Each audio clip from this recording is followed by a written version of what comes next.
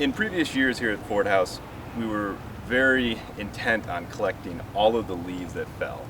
We'd go through wooded areas, lawn areas, everywhere to really present a pristine, beautiful landscape. This year with our new approach and really looking at how to be more sustainable, we're looking at leaf processing instead of complete removal. We're doing that in three different ways. The primary one is through mulching with our mowers in the lawn areas. So we're allowing the leaves to fall and then mulching them back into the soil.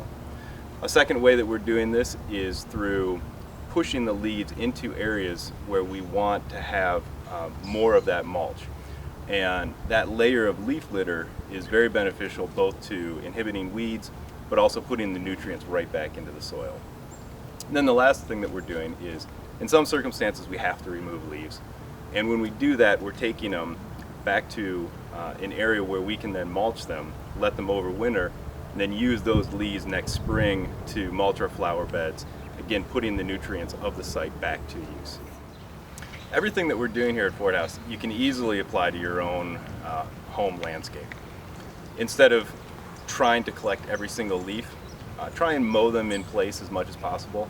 And when you do have to blow leaves and pile them at the street or into bags, leave a certain percentage of them. If you leave 40%, you can easily mow that back in. It's going to help your soil, it's going to help the plants that are there, and it's going to save you a lot of energy.